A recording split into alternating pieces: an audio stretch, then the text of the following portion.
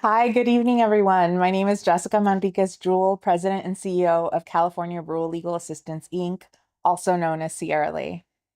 Thank you for being here with us as we launch into our 60th year. Many of you joining today are already part of the CRLA community. Others are here maybe because you care about rural communities across California, or maybe you care about justice, you care about equity and democracy more broadly. We would love to know what brought you here. Feel free to drop a comment in the chat. And throughout the night, CRLA staff will be engaging with you there. However you found your way here, I'm glad that you're here and you belong in this conversation. Before we begin, I want to just take a moment to acknowledge that we are gathering at a moment when CRLA and many in our broader social justice movement are reflecting on really complex and difficult issues. We're reevaluating legacies and histories that are intertwined with our own. But at CRLA, our work has never been about one individual or even one movement. It's always been about community, about standing alongside people as they organize and they advocate and they shape their own futures. And that's what we're celebrating this year. Not just looking back at our 60-year legacy, but really grounding ourselves in the values that brought us here and recommitting to the work that's still ahead.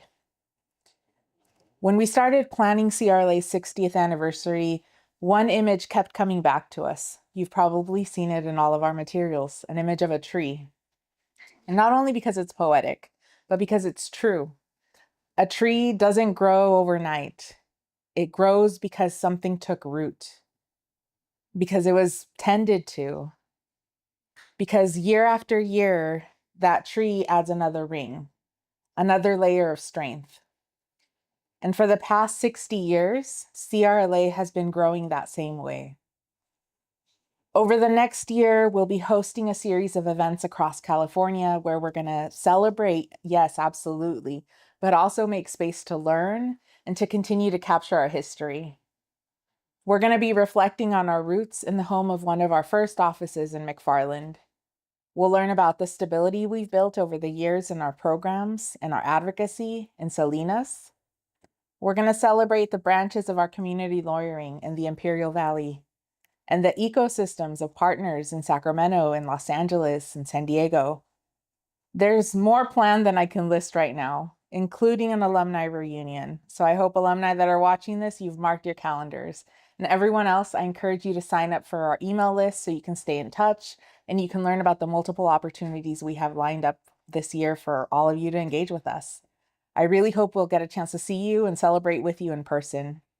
But you're here tonight, you're here with us. And even though there's a lot to celebrate in our 60-year history, there's also a lot of work to do today. Our 60th anniversary comes at a time when we continue to see immigration enforcement actions terrorizing families and communities nationwide. We continue to see the erosion of constitutional rights. And we continue to see due process and the rule of law treated as optional by those in power. Our 60th anniversary comes at a time when our nation is also celebrating the 250th anniversary of the Declaration of Independence. And there are going to be a lot of narratives this year around that promise of justice for all. But for many of the communities that make up the beautiful tapestry of rural California, justice for all has not always included them. That promise of justice has really remained distant.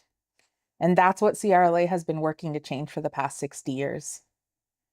Because while many may describe us as radical, the most American thing, actually the most patriotic thing we can do is speak truth to power and hold those in power accountable and insist that the promise of freedom and the promise of equality applies to everyone.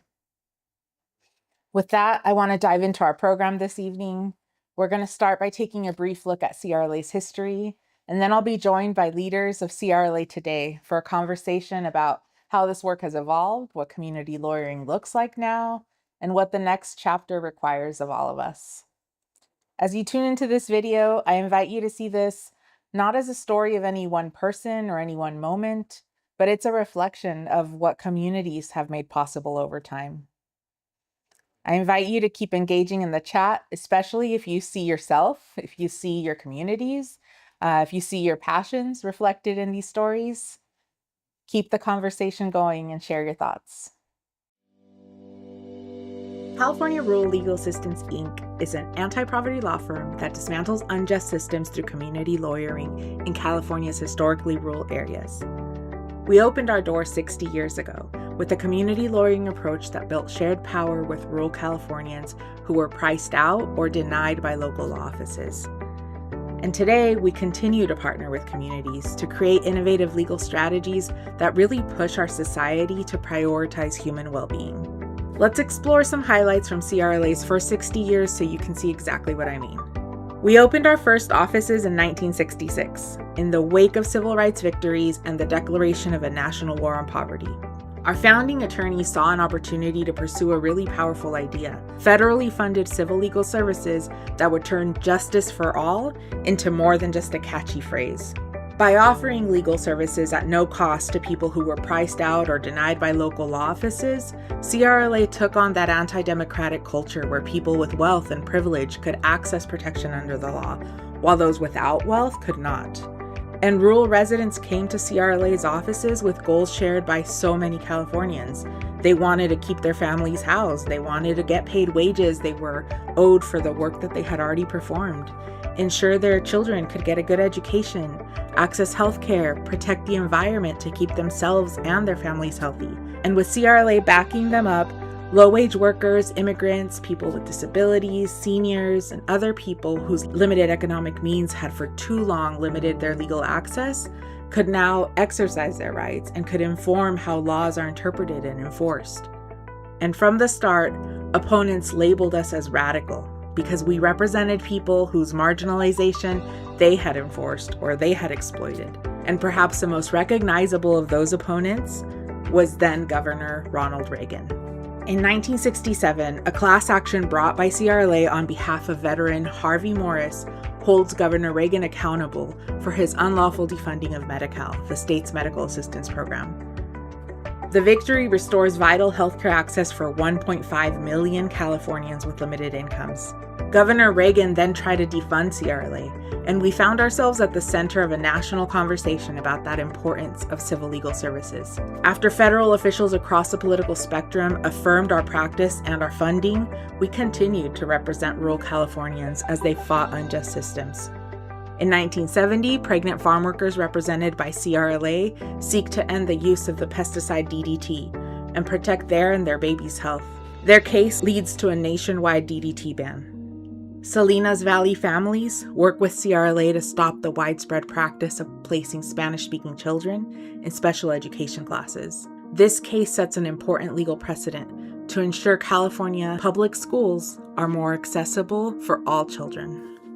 And one of the top goals rural communities brought to CRLA when we opened our doors was a ban on El Cortito, the crippling short-handled hoe, a goal we accomplished in a landmark 1975 case.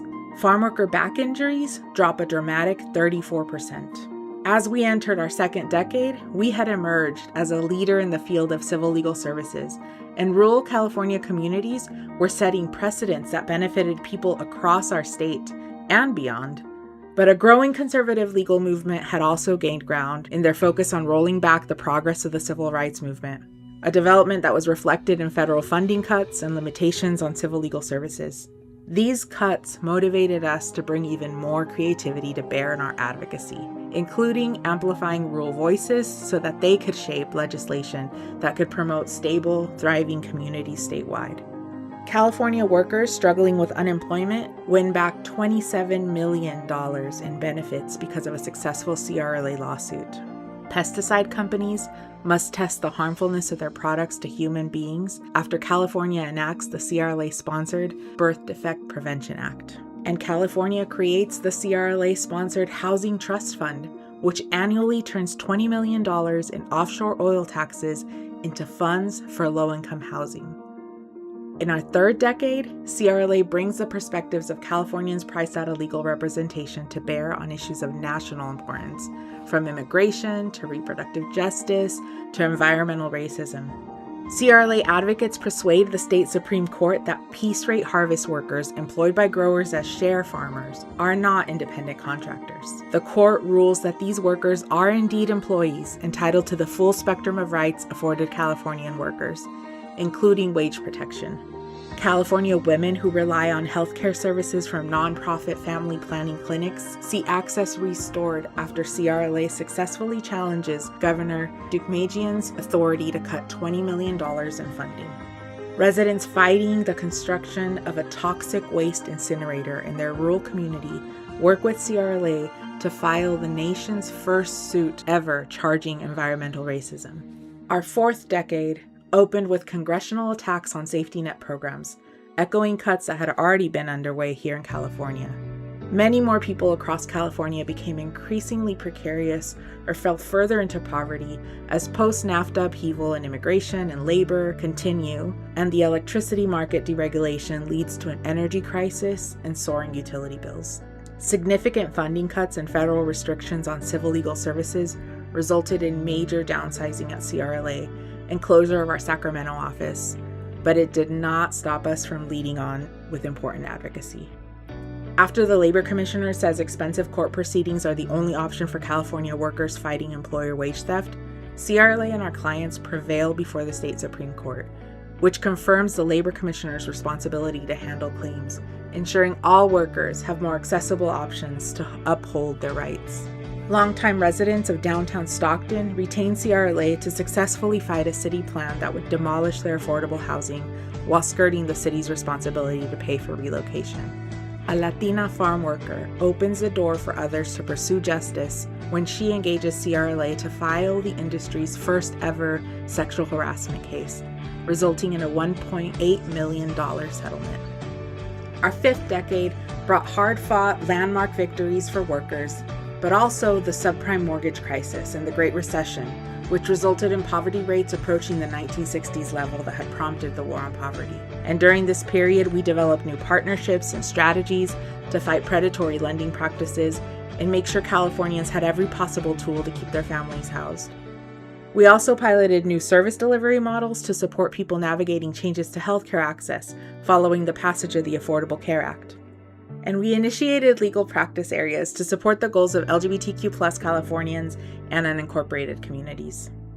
Agricultural workers retained CRLA to fight wage theft and secure an important victory for all California workers when the state Supreme Court delivers a unanimous decision that clarifies employer liability and expands workers' recourse to recover unpaid wages. During the drought of 2007 through 2009, the first to prompt a statewide emergency declaration, unincorporated rural communities turned to CRLA to see what can be done about water quality and water access.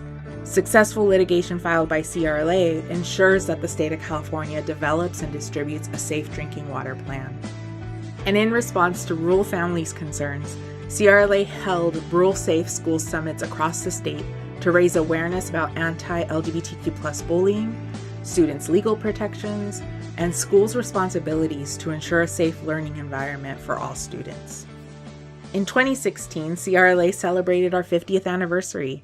The following year brought a new federal administration with policy changes that caused complete upheaval in agriculture, immigration, climate, healthcare, and other areas that are vital to California communities. And the new administration also called for eliminating funding for civil legal services. Nevertheless, we persisted. Together with rural Californians, we secured important legal victories for immigrants, for workers, for public school students, for people navigating homelessness. We built our expertise in disaster recovery and climate impact on workplace safety, as California's rural areas were disproportionately bearing the brunt of 9 of the 10 largest documented wildfires in state history. This period also saw a lot of innovation in how we deliver legal services as we faced the COVID-19 pandemic, and we tried innovative approaches like clean slate clinics and name and gender marker correction clinics. The Kern County Public School students, represented by CRLA, uphold students' rights to sue the state superintendent and the California Department of Education when those offices fail to intervene in school districts' discriminatory discipline practices. capping off more than a decade of advocacy to address widespread violations in California's dairy industry. Dairy worker Jose Arias and his CRLA advocates further strengthen California workers' rights when a federal appellate court rules in Mr. Arias' favor, finding that retaliation provisions apply to any person and do not require that a defendant be the plaintiff's employer. Thousands of H2A farm workers triumph over 3 major agricultural employers, securing a $2.2 million settlement and drawing attention to potential for increased employer abuse as the U.S. Department of Labor's H2A temporary worker program triples within a decade. Prompted by pregnant agricultural workers concerned about pesticide exposure, CRLA works with EDD, with the Employment Development Division, to clarify the disability standards so all pregnant California workers navigating workplace hazards now have clear guidance to access state disability insurance as early in pregnancy as their doctor advises. Today, as we reflect on our 60th anniversary in 2026, celebration feels complicated. Federal immigration raids are devastating families and undermining communities across California. Supreme Court rulings and executive policy changes are eroding our constitutional rights. The legal tools we used for many of our landmark victories are now less effective. More and more people nationwide are feeling the impact of unjust systems that CRLA clients have been fighting for decades.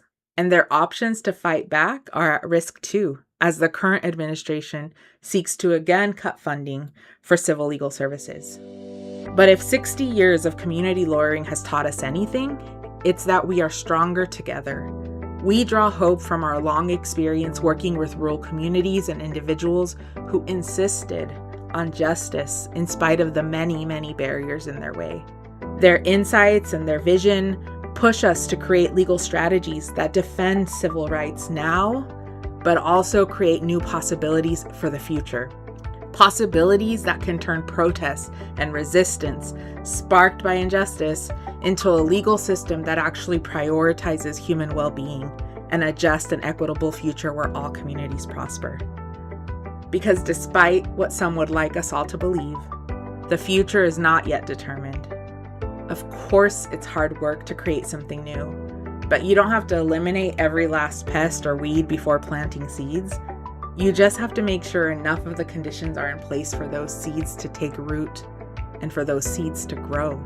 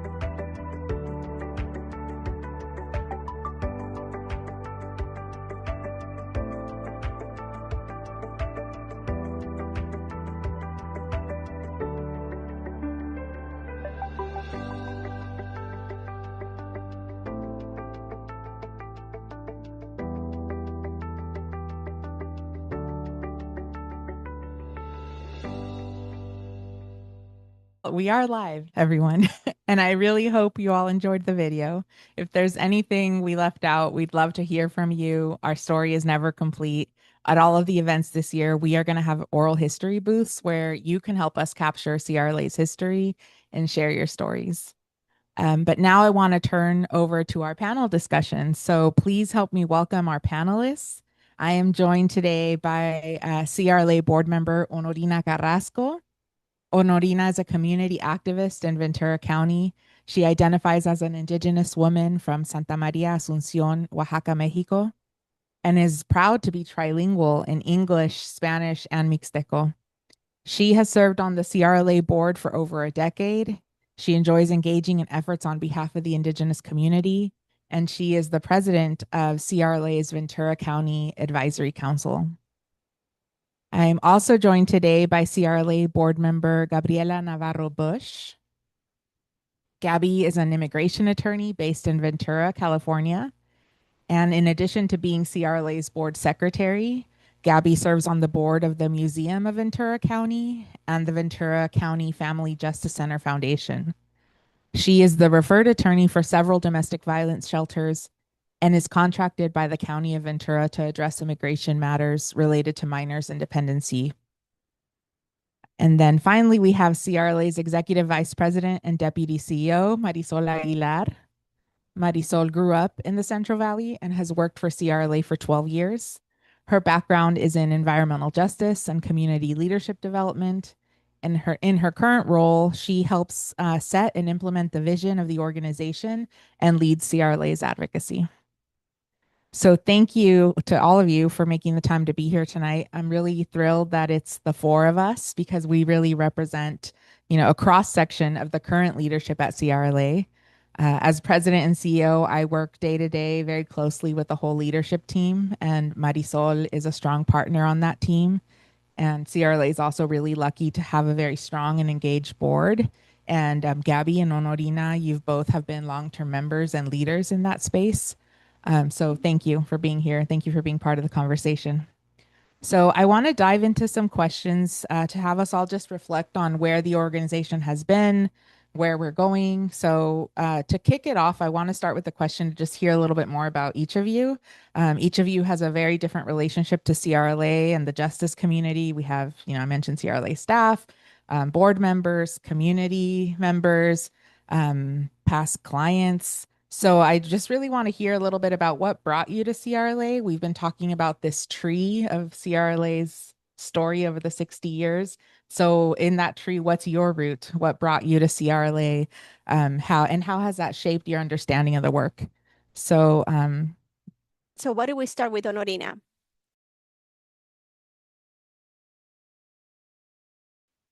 So what brought me to CRLA? Well, it really caught my attention how you support the community, both field workers as well. And I also wanted to get here because, as I always say, I speak an indigenous language, and I always use that to support my indigenous community, to support them with language.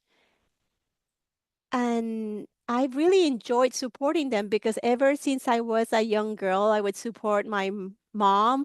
And since my mom only speaks Mixteco, she's very limited with Spanish. So ever since I was a very young girl, she would tell me like, well, no, could you go please ask this in Spanish? And she would send me. And ever since, I think that um, uh, consider that I can support a people who speaks a language that's not Spanish. So that's what brought me here in order to be able to continue to support the indigenous community. Thank you. Thank you so much, Honorina. Thank you for sharing your story. And now we'll go to Gabby, please.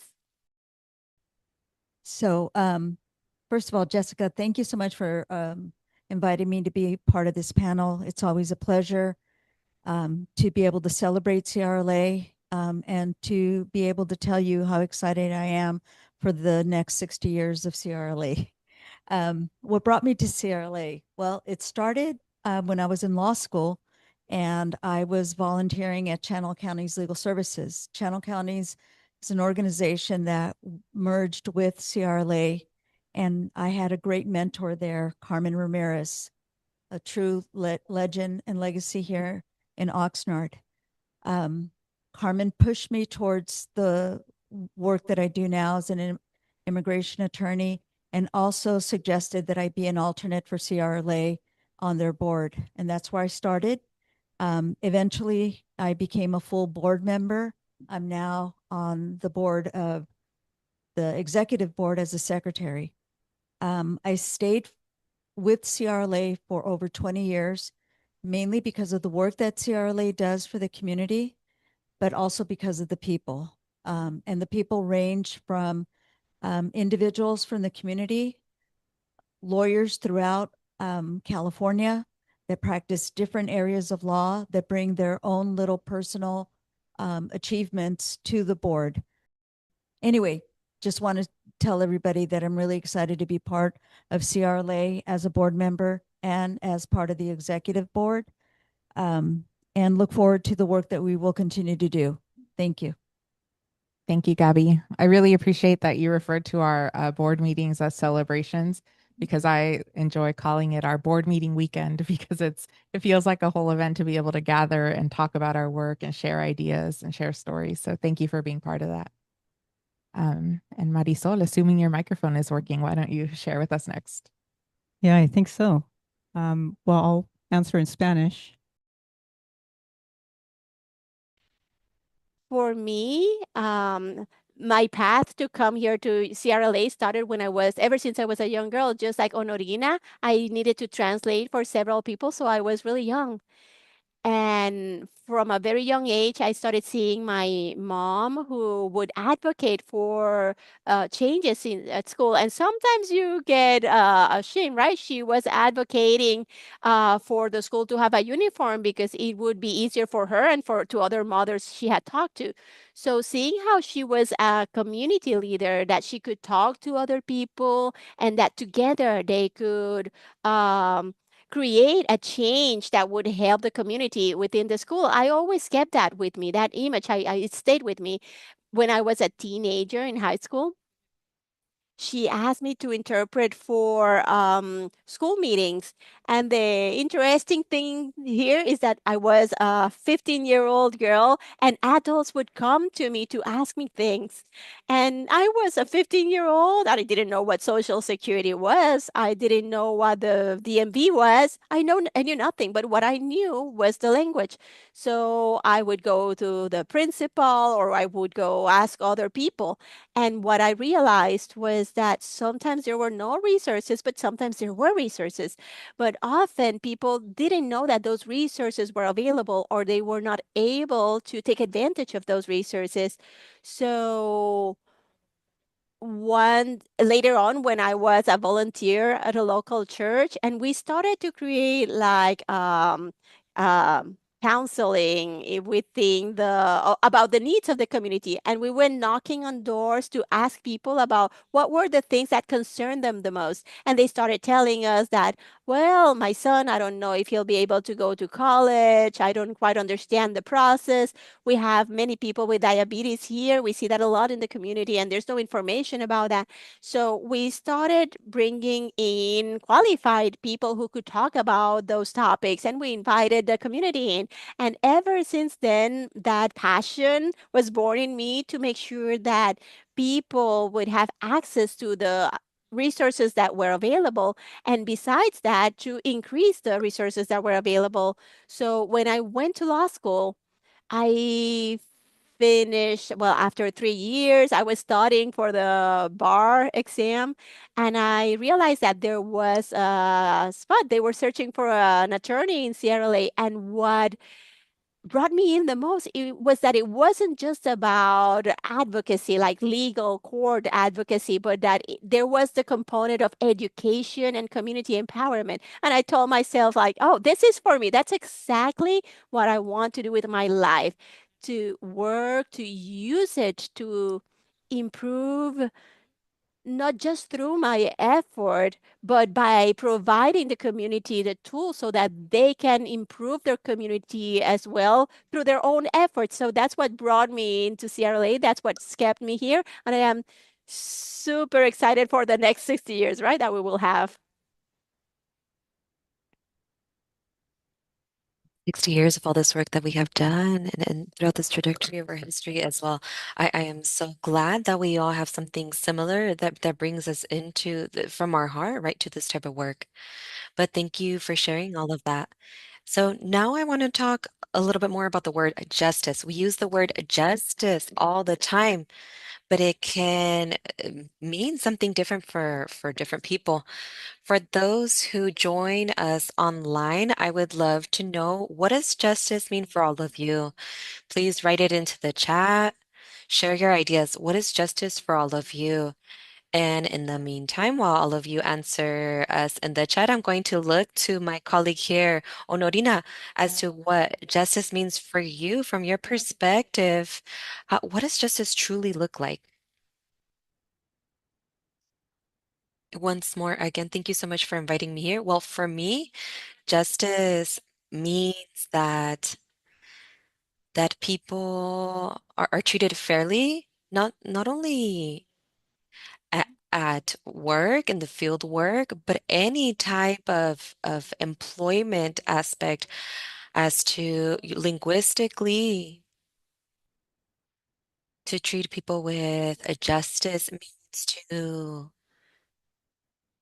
treat them all equally, that they know their rights, that they have right to interpretation in their own language,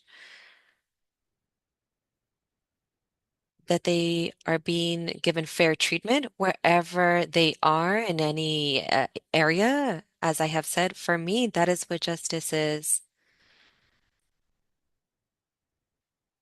Perhaps right now I don't remember more, but that people know what their rights are so that they are treated equally. Because truly, in this country, we are all equal. And even though we speak another language, that doesn't mean that we don't have right to fair treatment, right? So for that reason, that is why I am here, to continue to advocate for my community that speaks an indigenous language just like I do. Thank you. Thank you so much, Honorina. And now we're going to see what's being shared online.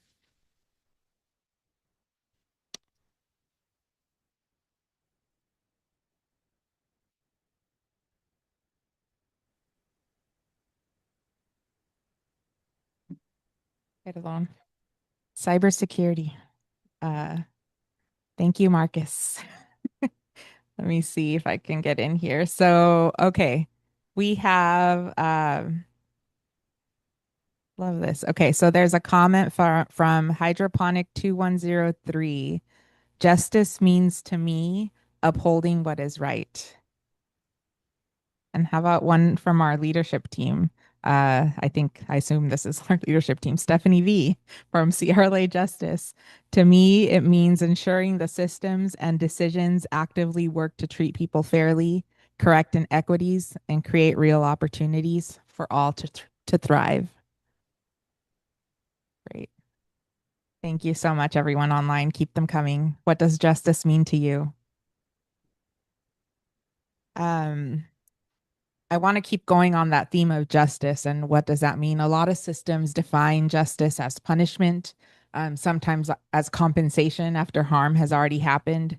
Why is that not enough? Maybe let's hear from the attorneys on the panel. Gabby, do you want to start? Sure, thank you. So when this question was presented to me, the first thing that happened was it brought me back to the first case that I ever handled, which was a civil rights case where a young man was killed.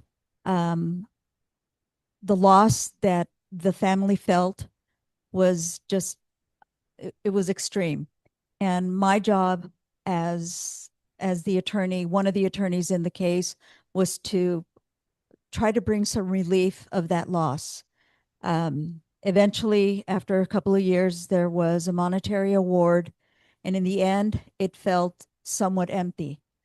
But one of the other things that we were able to accomplish through the civil rights case was we were able to create a partnership with the local law enforcement to change policies in the way that they deal with people that are mentally ill. And it took this lawsuit to make those changes, to create community groups that partnered with the local law enforcement so that they could have a voice in the community as well. So although justice didn't bring closure or comfort with this family, I think that the changes that inspired that lawsuit have been felt throughout the community for many years. Now we're facing another type of what we define as justice, because we're now seeing in our system right now is that there are some people that do deserve their day in court and some people that don't. I'm witnessing that on a daily basis in immigration court, when people are just denied their right to be able to advocate for themselves, have an attorney, be able to seek asylum when they fear returning to their home country. We're just stopping that ability for many cases.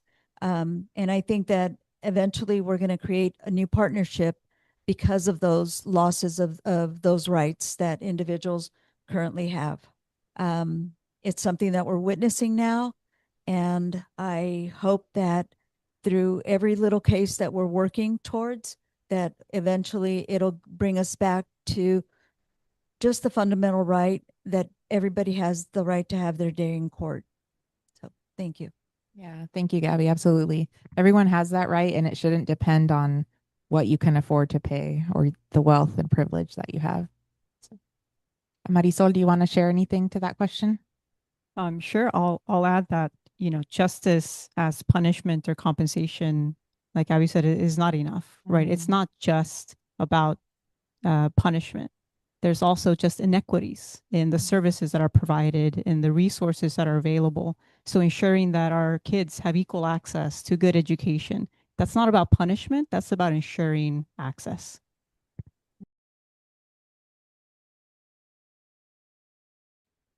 Oronina, how have you seen that this has become manifested? Can you possibly share an example of CRLA's work, or based on your own experience where justice might have meant something more than simply winning a case?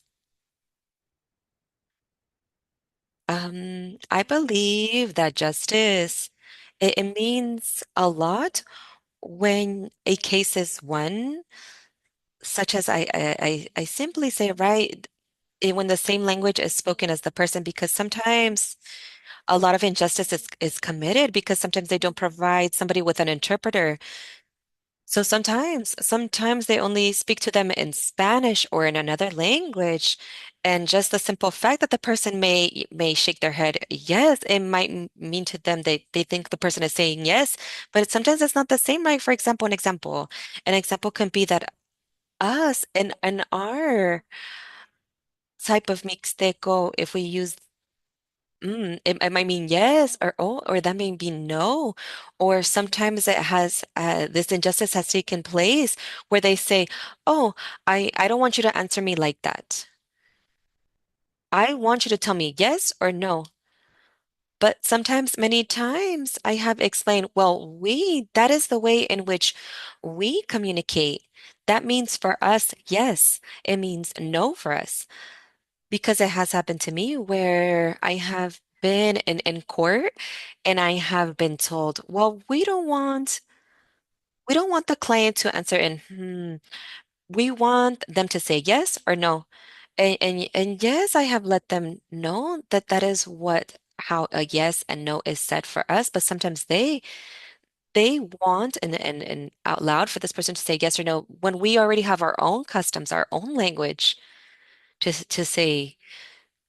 So that is when there is that injustice that sometimes goes beyond because they want to obligate us to change our way of communicating through our language. So that is what it is unjust, right? Thank you. Yes, thank you so much, Honorina, for sharing that because I imagine that in that situation, that if somebody doesn't understand, that is where something is going to happen to them, right? Possibly in a negative way. But if there were an interpreter that could assist them with that type of communication, then the harm wouldn't have taken place. And I think that is what you are sharing, that that harm can be prevented if we had true justice. Yes, yes. I am in agreement with that, as I always say. So every time that I share something with people, I always tell them, don't be afraid of demanding what is your right, of asking for an interpreter, because you simply have to tell them that you don't understand. Like a lot of our community that speaks Mixteco, they don't know Spanish, and that is why I try to tell them, hey, Mixteco, just tell them that it's Mixteco. If you can't explain yourself with a long phrase, just simply say Mixteco so that they know that it is another language that you speak. And that is how, I encourage them. Thank you. And thank you, Honorina. I'm going to switch over to English. Um, and I think, similar to what Honorina just described, if harm has already happened, the system's already failed. Or some would say the system is working exactly as it was intended to. But I want to shift to the question is really, how do we build something better? And I think we've been working on that for the past 60 years at CRLA. So Marisol, I'm looking at you because I wanted to start with you from your perspective. How has the organization evolved, particularly in how it works alongside communities? Yeah, and I'll just start by piggybacking off of what Honorina was saying, that language justice piece, and not being able to access in your own language is such a barrier to justice. And so for us at CRLA, really the evolution in the organization has been a greater focus on being community-led, community-driven. And in order to do that, we have a lot of changes that we've made. The first one being our language justice initiative that ensures that we have ourselves trained interpreters that are able to serve our clients in the language that they are most comfortable in. And so I think an internal change that we needed to make it was that, and we're really proud of the work that we're doing in that area. The other, yeah, we have our LJI team here. The other change is not so much a change, but I do want to, not so much a change that we have brought about, but a change that we have seen. So when CRLA started, we had community workers. And so those community workers were people from the community that understood the communities, that understand the issues that they were facing. And so we would bring them on as community workers. They would help advocate for their peers, and they would also help our attorneys gain trust with the communities. I'll say, 60 years ago, the majority of the attorneys were white English-speaking males, and now we have a lot more diversity.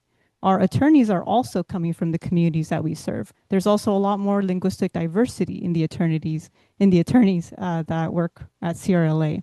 And so we're able to partner with communities even more effectively. But another change that we're doing is, as I mentioned, moving more towards that being community-led. What we call is the community lawyering.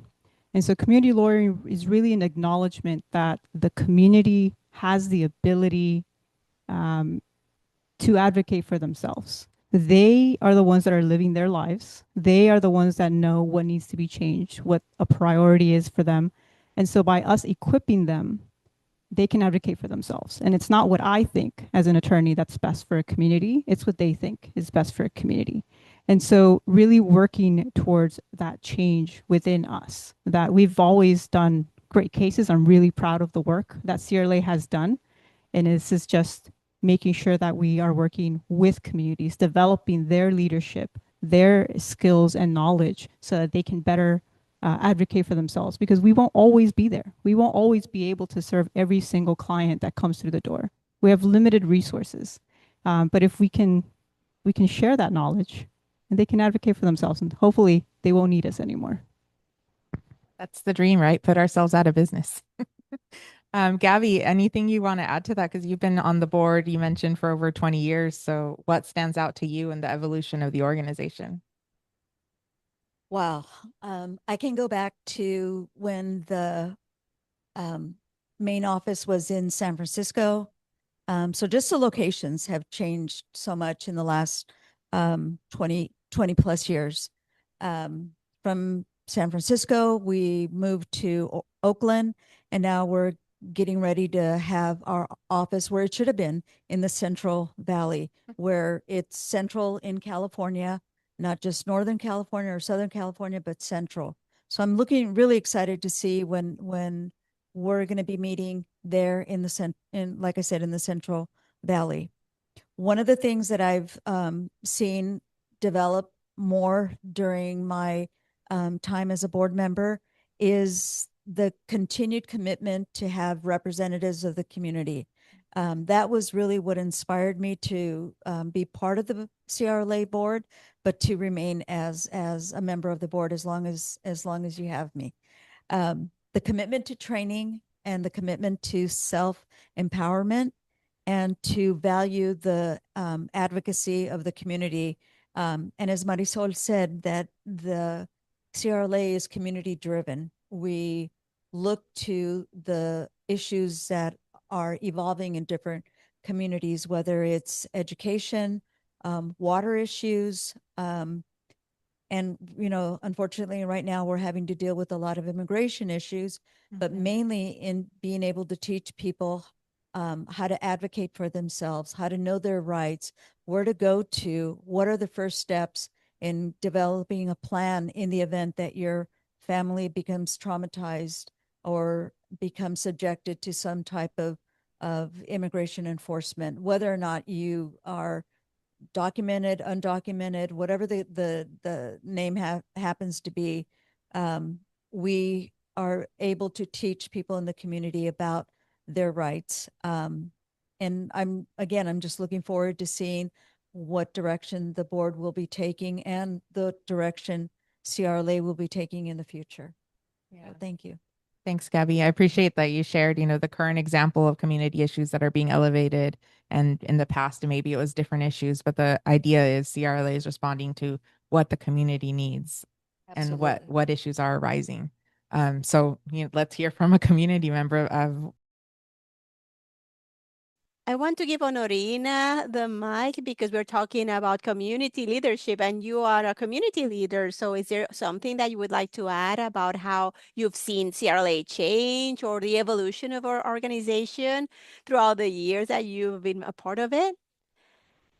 Well, what I like that's changing, as I mentioned before, is that now you have your own interpreters into other languages, and that counts a lot, right? Because sometimes there's cases, like emergency cases, because you never know one day after the other, new things come up. So that's what I like, and I would love for that to be extended into even other languages, and for there to be more people who speak other languages so that you can represent more cases.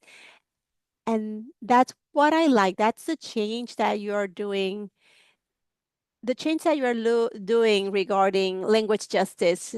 Thank you. Thank you, Honorina. And those are changes that you help bring into the organization. You're being very humble right now because Honorina was one of the first people to participate in the group that brought in the language justice program to CRLA. You were a big part in that. So thank you. Well, I am grateful to CRLA that who also knows how to listen to the community needs, right?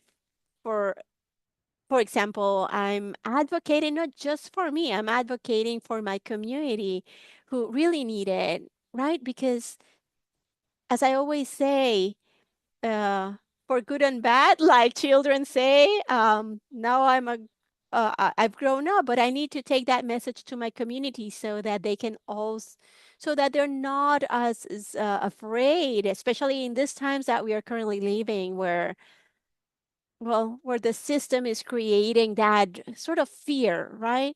So that people are not able to demand their rights, for us to be scared to advocate for ourselves. So I think that now, more than anything, it's a time to continue sharing with the community that this is the time when we need to be the strongest to have to move forward. Thank you. Thank you, Honorina. I know we're running short on time, so I do want to jump to some of the last questions. Marisol, I do want to give you a chance to answer this question about we talk about CRLA as an anti-poverty law firm. We're a law firm, but we also say that the law is only one tool. So how have you seen that the law, the tool of the law, used effectively, and where does it fall short? Yeah. So as an attorney, I guess I'm supposed to say that that filing a lawsuit is the best course, but it really is not always the case. A lot of the time, there are other avenues that would be more responsive to the community's needs. I have seen litigation do great work. We have done great work through litigation. The best work that I've seen litigation do is when litigation brings people to the table.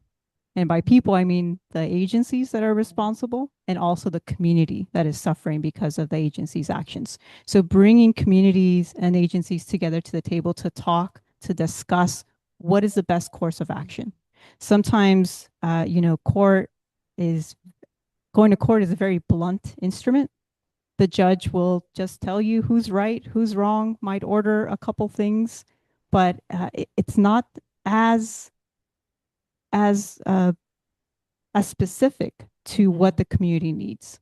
And so for us, we really want to look at a lot of different tools. So litigation is one of them. We're happy to use it when needed, but there's also all advocating on the policy side. We'll get invited to comment on policies, and that'll have an effect on a broader sector of the community. We also have, as we've talked about, community education, community leadership development, making sure that they're able to advocate for themselves, that they know their rights and understand them.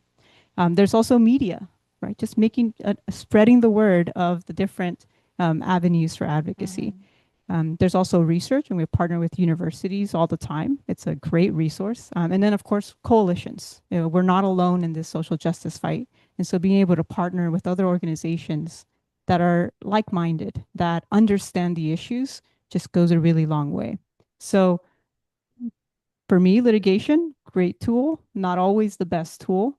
But the biggest drawback is that litigation always requires attorneys.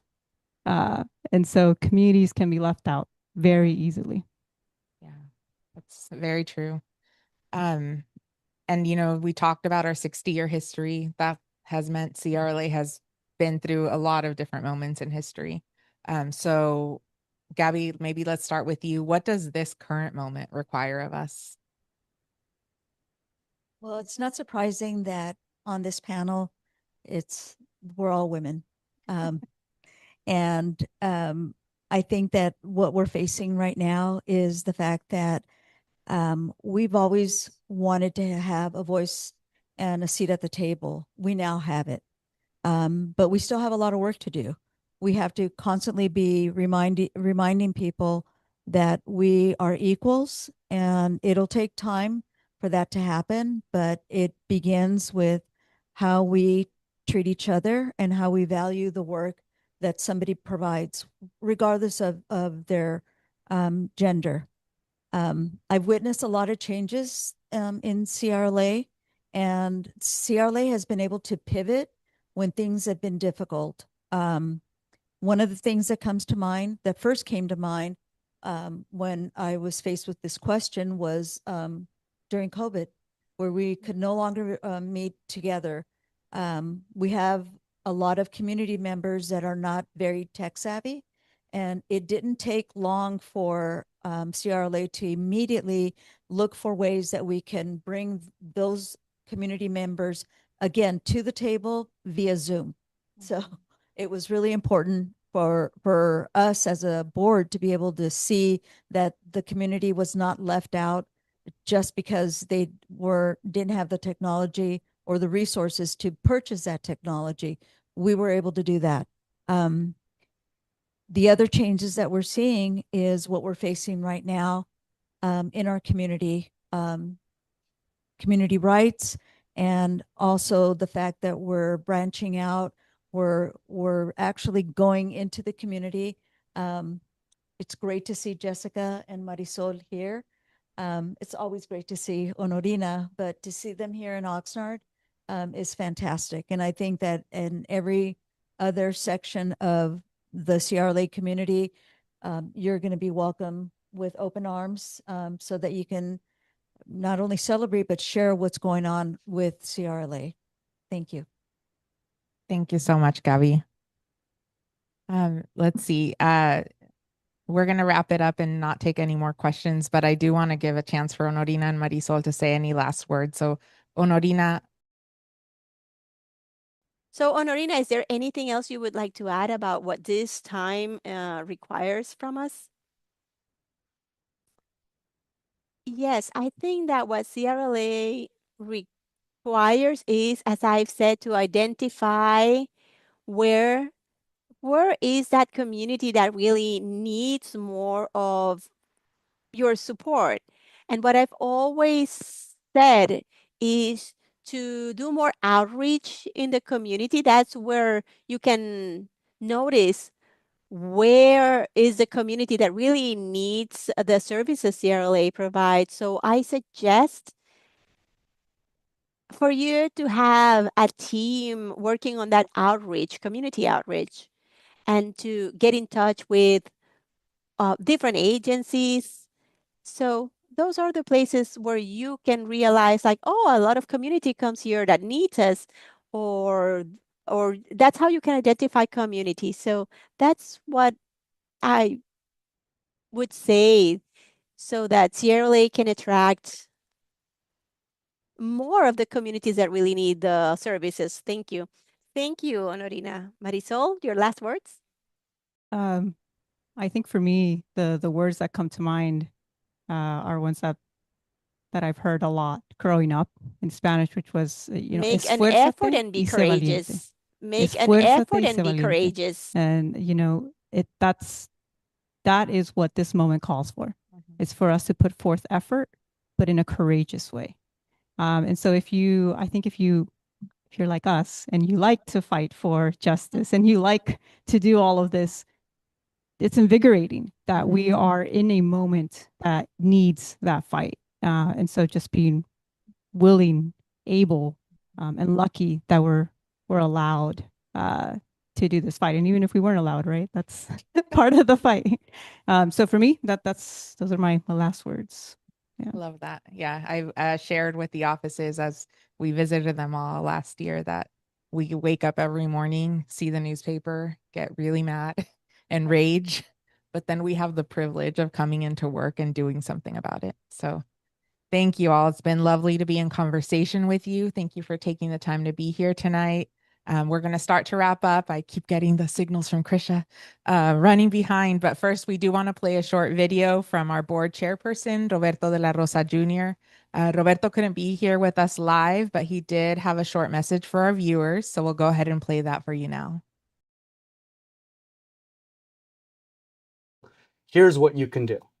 Sign up for our emails. Stay in touch with the campaign for the latest event updates. There's also an option on screen to follow us on social media.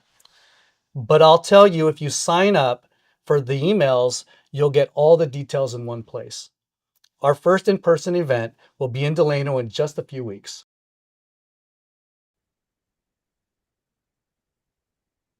All right. I want to thank every single person who tuned in this evening. As we were sharing, what now? What do we need now? And I really think now's the time to lean into community. Now's the time that we lean into each other. And I think that's why we always say at CRLA, justice starts with community. So I'm grateful for all of you. I'm grateful for everyone that's watching, that you're all part of our community. This is an anniversary, so we did have to end with a toast. So we have some sparkling cider over on our end. I hope you have something that you can join a cheers with us. But I wanted to say cheers to all of you, first of all. Cheers to honoring dignity. Cheers to demanding justice and activating the power of community. Cheers to 60 years. Cheers, everyone.